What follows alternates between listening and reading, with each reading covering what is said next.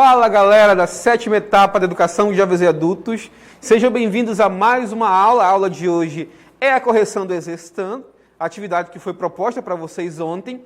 Eu sou o professor Nanias Carvalho, seu professor de História, e a gente está aqui justamente para corrigir a atividade que vocês fizeram ontem, a atividade do exercitando.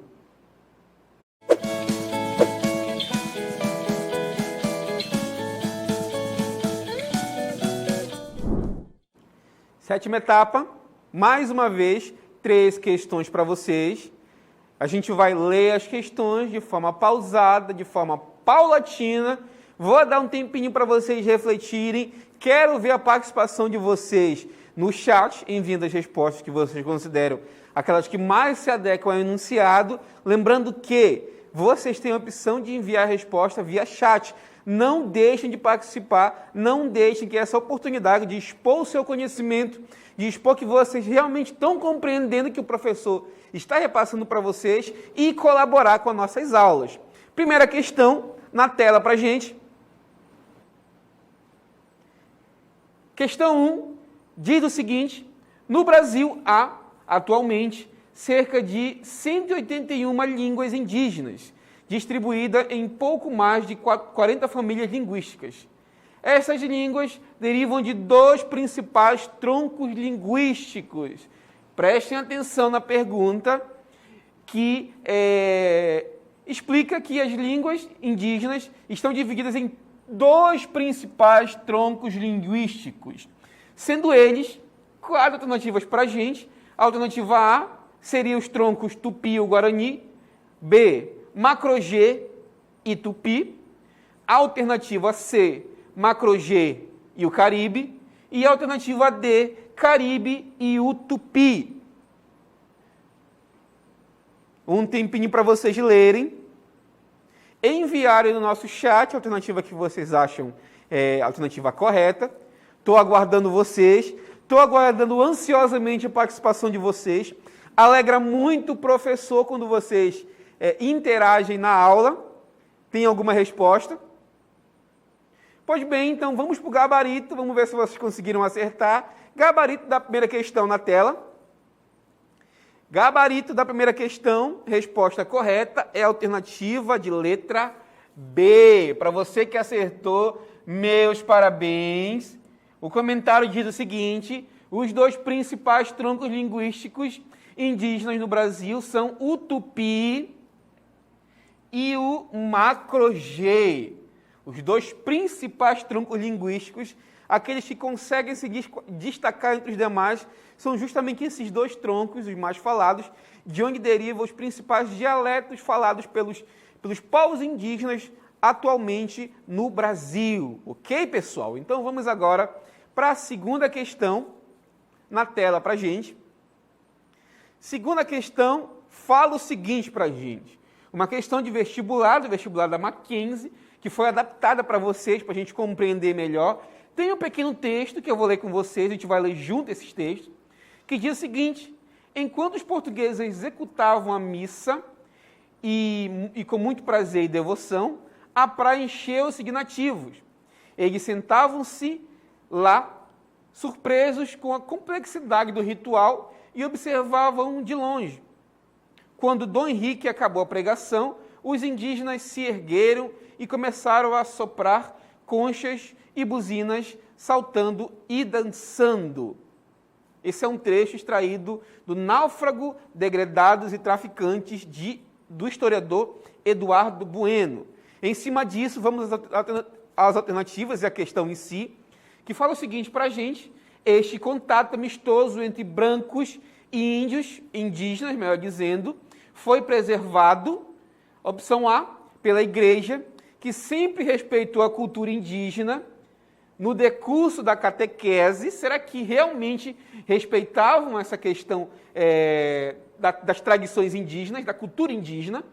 Letra B, até o início da colonização, quando o índio, ou melhor, o indígena, vitimado por doenças, escravidão e extermínio, passou a ser descrito como sendo selvagem, indolente e canibal.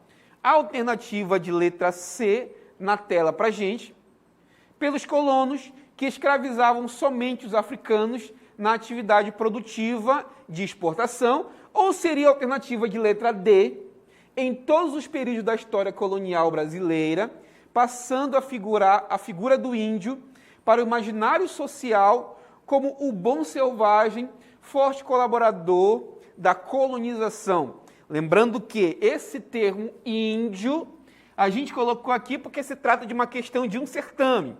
Mas vamos riscar do mapa de vocês e vamos substituir pela palavra indígena. Ok, galera? A gente está corrigindo isso para vocês não cometerem esse erro, visto que está na questão porque foi extraído de um certame. Mas vamos tirar o termo índio e substituir por indígena. Estou aguardando a resposta de vocês via chat. Gostaria muito de ler a resposta de vocês aqui ao vivo, ler o nome de vocês ao vivo. Uma honra para que vocês tenham o nome citado na aula de hoje. Vamos lá, galera, ninguém respondendo. Então vamos para o gabarito, vamos ver se vocês acertaram. Gabarito na tela da segunda questão, que diz o seguinte para a gente, o gabarito da segunda questão. Questão 2, resposta, letra B. Comentaram, os portugueses inicialmente nutriam uma imagem idílica, isto é, paradisíaca e ingênua, dos indígenas brasileiros. À medida que a colonização foi se afirmando e o contato com as tribos nos rincões mais afastados do interior do Brasil foi se tornando mais acirrada, a visão alterou-se, tornando-se em grande parte negativa. Então, muitas vezes o indígena era visto de forma negativa e pejorativa pelo colonizador, que o via como um empecilho para a sua colonização. Ok, meu povo? Questão de número 3, na tela para a gente, ler e refletir em cima dela. Lembrando mais uma vez que vocês podem participar da aula de hoje, mandando a sua resposta via chat. Isso alegraria muito o professor. Questão de número 3, na tela para a gente. Questão 3, uma questão do Semean, diz o seguinte para a gente, sobre a influência cultural dos povos bantus no Brasil, assinale a alternativa incorreta, lembrando que desta vez a gente está pedindo a alternativa incorreta. O que é isso, professor? Aquela que não condiz com a realidade. A gente estudou e debateu muito nas aulas sobre o povo bantu. Qual seria a influência do povo bantu na cultura brasileira? Alternativas para a gente na tela. A palavra como moleque, cafuné, quilombo, caçula, macumba, senzala, fubá, farofa estão presentes no português falado no Brasil e são de origem bantu. Será que essa opção está correta ou está incorreta? Daqui a pouco a gente vai refletir, ver se vocês acertaram. Questão de letra B, na tela para a gente. O gosto dos bantus pela dança e pelos instrumentos de percussão teve influência decisiva em ritmos brasileiros como samba, bossa nova, congada, maracatu e o pagode. Questão de letra C. Também são de origem banta instrumentos musicais como o berimbau, a flauta, o violão e a cuíca. Letra D. Na culinária dos povos bantus, na culinária, os povos bantus inseriam o quiabo, o angu, o maxixe, o jiló, a muqueca de peixe e a feijoada. Ok, gente? Conseguiram compreender? Mais uma vez vou pedir, aqui o Abraão mandou finalmente a terceira questão, segundo Abraão, a alternativa correta é a letra B. Mais alguém, gente, enviando a questão correta? O Jonathan enviou também que a terceira questão é a questão de letra D, a incorreta. Lembrando que a gente está pedindo a incorreta. Mais alguém participando da aula de hoje? A Yasmin, da Escola Municipal Professor Paulo Graça. Resposta correta, questão 3, letra B. Mais alguém para participar da aula de hoje, interagindo com a gente? Mais uma vez aí o Abraão Ribeiro, mandando a resposta, questão de letra de número 3, resposta correta, segundo Abraão, é a letra B. Vamos ao gabarito, gente. Vamos ver se vocês conseguiram acertar. Gabarito na tela. Terceira questão, resposta correta é a letra C. Se você acertou, parabéns. Letra C. A questão nos pede a alternativa incorreta, como eu falei para vocês. Ou seja, aquela que é errada, que não condiz com o que a gente estudou nas aulas. O berimbau e a cuíca são de origem banta, porém o violão é um instrumento derivado do alaúde árabe, levado pelos muçulmanos para a Península Ibérica. Mais uma vez, gostaria de agradecer a participação de vocês. Alegrou muito o professor ver que vocês interagiram na aula de hoje. Espero que vocês continuem interagindo, dessa vez com a aula de ciências. Quero agradecer mais uma vez a participação de vocês. Fiquem na paz e até a próxima.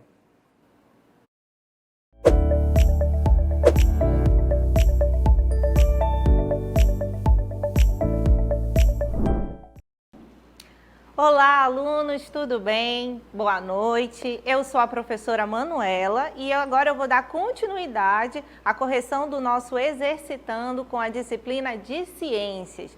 Espero que vocês participem. Se vocês tiverem alguma dúvida, coloquem aí no chat, vamos conversar e aí a gente vai corrigindo as questões com vocês, tá bom?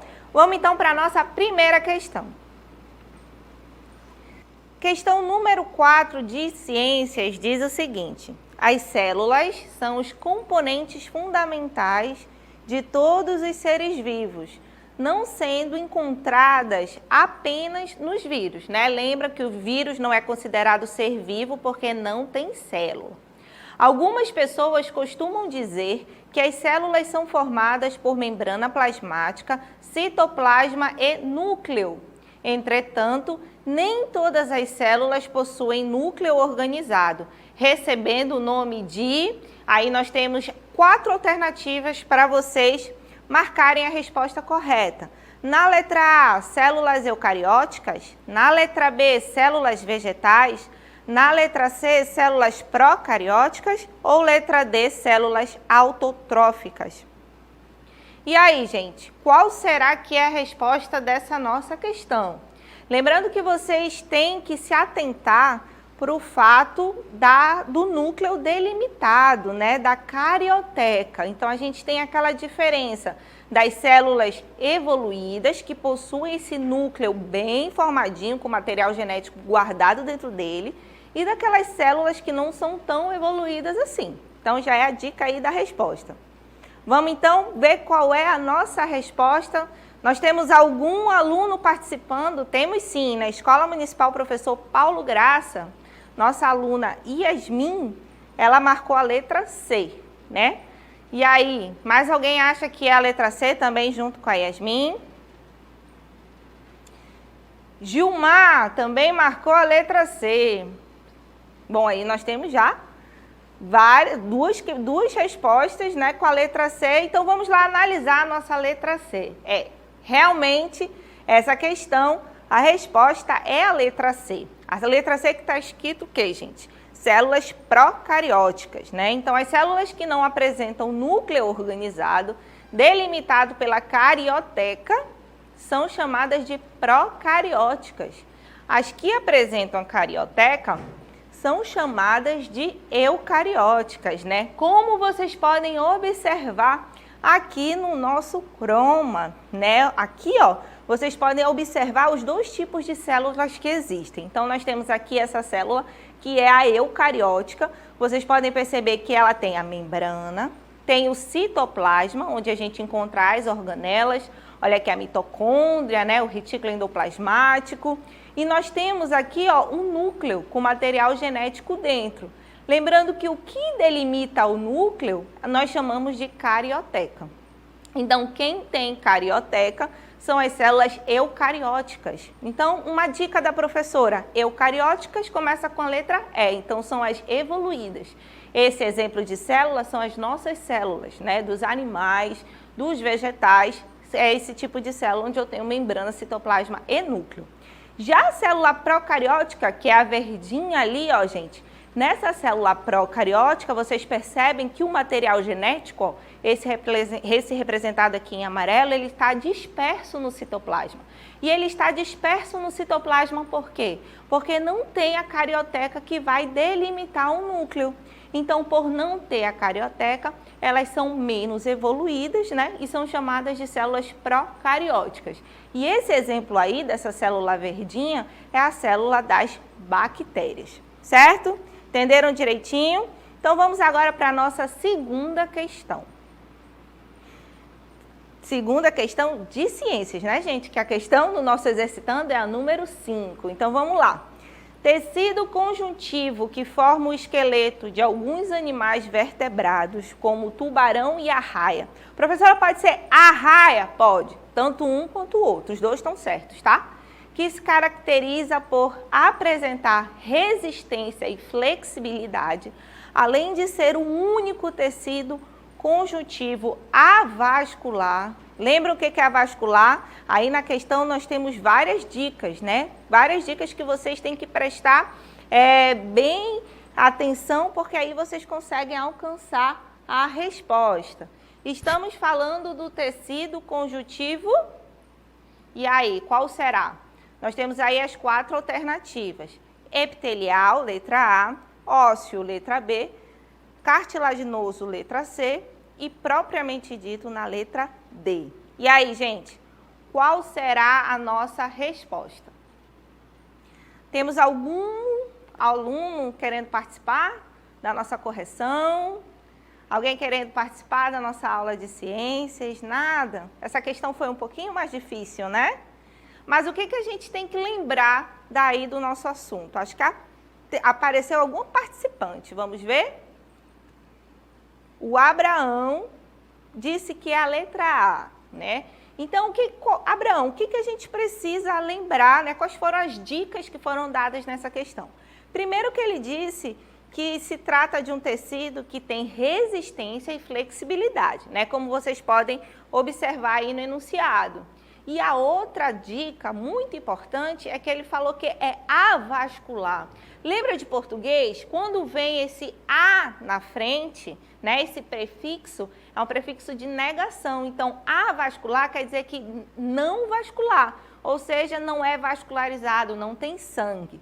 Né? Então, essas são as dicas principais para a gente responder a nossa questão, que a resposta dessa questão é a letra C.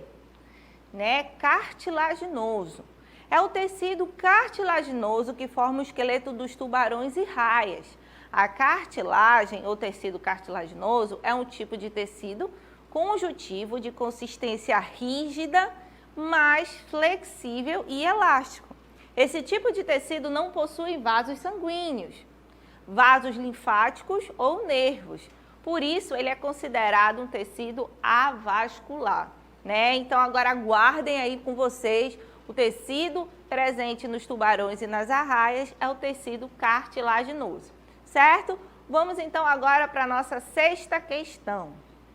A sexta questão diz o seguinte: o tecido nervoso é fundamental para o funcionamento do nosso corpo. Sem ele, não seríamos capazes de responder aos estímulos do meio, raciocinar e nem mesmo nos locomover. A respeito desse tecido, marque a alternativa incorreta. Né? Vocês precisam marcar a alternativa que vocês consideram errada.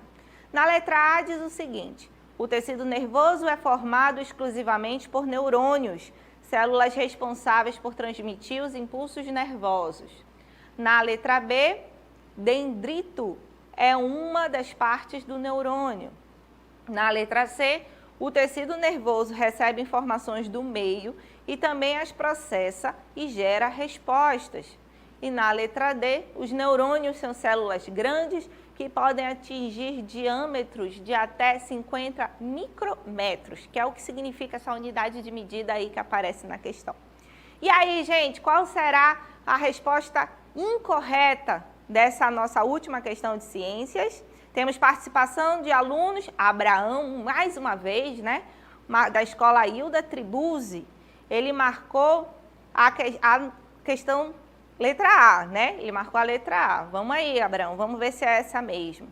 Será se mais alguém participa? Gilmar, Escola Cacilda Brauli, também marcou a letra A. Esses alunos estão muito espertos, né? E olha que o tecido nervoso, o sistema nervoso, ele é um dos assuntos mais complicadinhos, né? Que requer uma atenção especial. Então, vamos aí para a resposta da nossa questão número 6. A resposta da nossa questão é a letra A. Nossos alunos que participaram com a alternativa correta. O tecido nervoso é formado por uma variedade de células, não só neurônios. O erro está aí, que ele fala que é exclusivamente neurônio, mas não é exclusivamente neurônio, né? Nós temos uma variedade de células que, além dos neurônios, temos também as células da glia ou neuróglia, como elas também são chamadas. E aqui a gente pode observar, ó, o neurônio. Eu trouxe aqui para que vocês visualizassem essa célula que é tão importante porque é responsável pelos nossos impulsos nervosos. Então aqui é o neurônio, ele pode ser sim muito grande, aquela alternativa estava correta. Ele é formado basicamente, ó, pelos dendritos, né, que são essas partes aqui, o corpo celular, essa parte central, e aqui, ó, o axônio. Né, são as partes principais que formam essa célula do sistema nervoso, que é tão importante por transmitir os nossos impulsos nervosos, certo? Agora, gente, nós vamos ficar com geografia. Espero que vocês tenham gostado, tenham participado. Continue aí com a gente prestando atenção, tá bom? Até mais, tchau, tchau.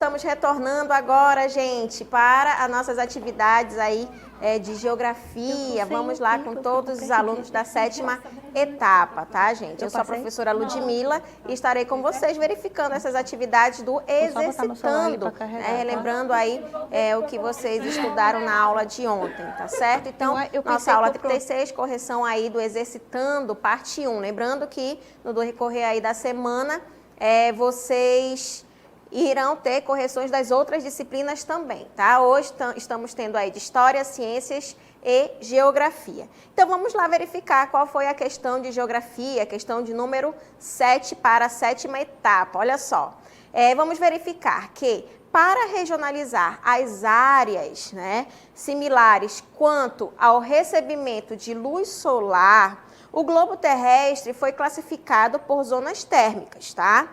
Que são zona tropical ou intertropical, zona temperada, né? Temos a temperada norte e a temperada sul, e também temos as zonas polares, polar norte e polar sul. Então, quero saber de vocês, né? Marquem a alternativa que indica, tá? A zona climática que está caracterizada aí por altas temperaturas e grande concentração de umidade, que ocorrem em áreas próximas à linha do Equador, tá? Eu vou deixar aí alguns minutinhos para vocês, verificando qual a resposta de vocês. Quero ver vocês participando no nosso chat, olha só. Então, gente, verificando, né, a parte da zona climática caracterizada por altas temperaturas, tá? A gente vai verificar aí que se tem altas temperaturas, tá?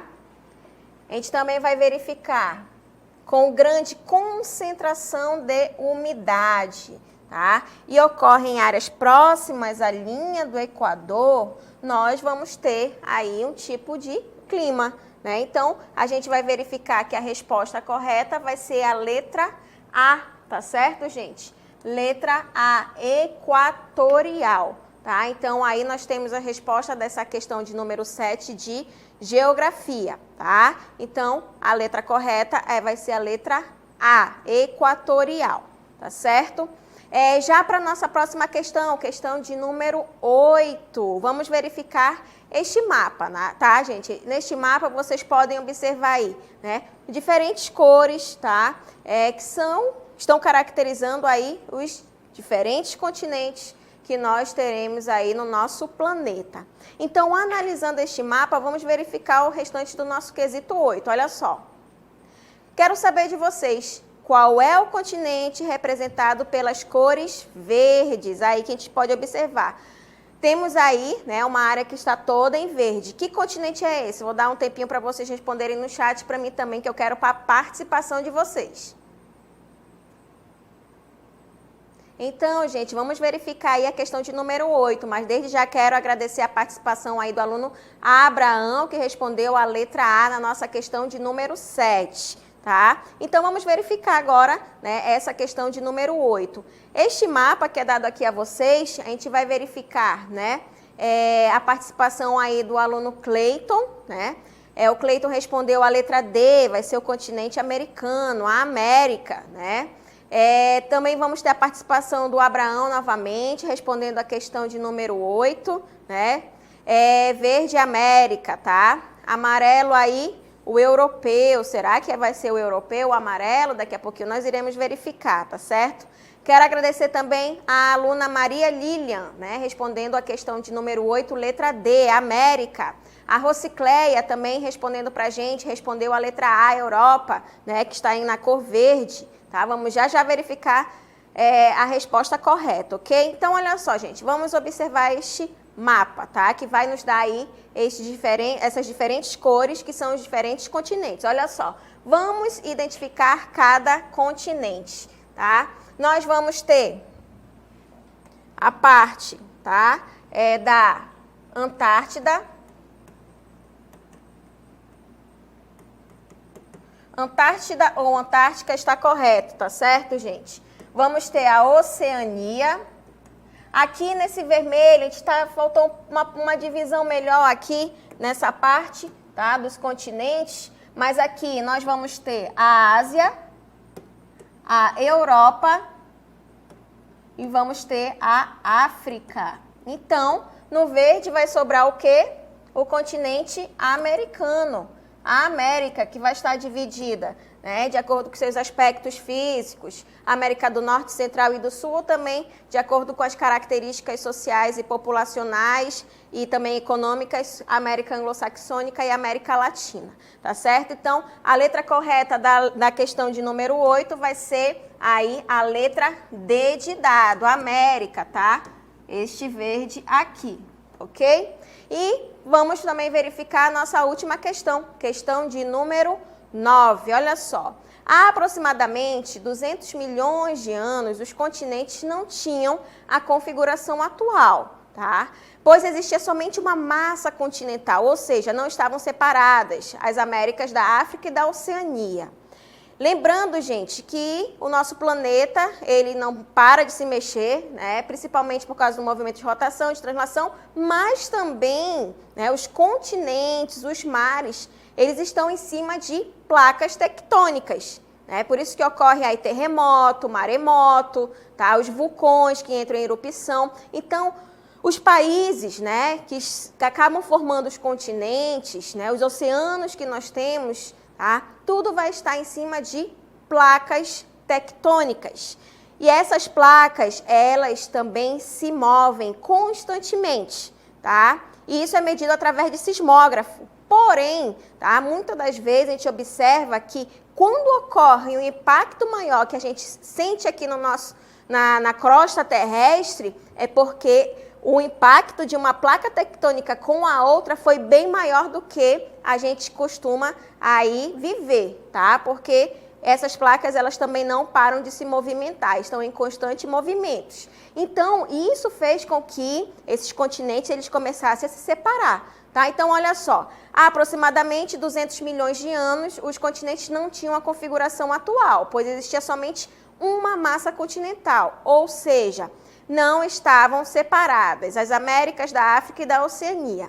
Essa massa continental contínua, naquela época, ela foi denominada como? Tá? Quero aí saber de vocês, quero a resposta de vocês. Seria a letra A, Pangeia? Letra B, Eurásia? Letra C, Laurásia? Ou letra D, Gondwana? Qual é o nome dessa massa continental quando, né, esses continentes eram todos juntos uns aos outros? Vamos verificar aí a letra correta dessa questão de número 9 da nossa geografia, vai ser a letra A, tá certo, gente? Então, a letra A da questão de número 9 vai ser a correta no início do século XX, tá? O meteorologista alemão Alfred Wegener levantou uma hipótese que acabou criando aí essa polêmica, tá? Entre a classe científica da época. Por quê?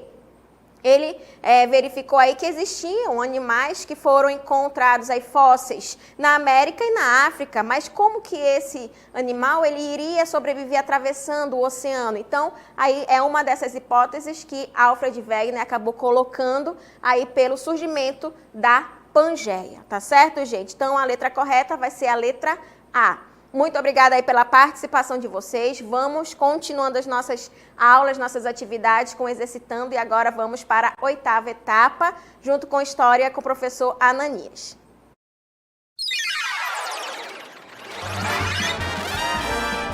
A sua aula continua no próximo vídeo.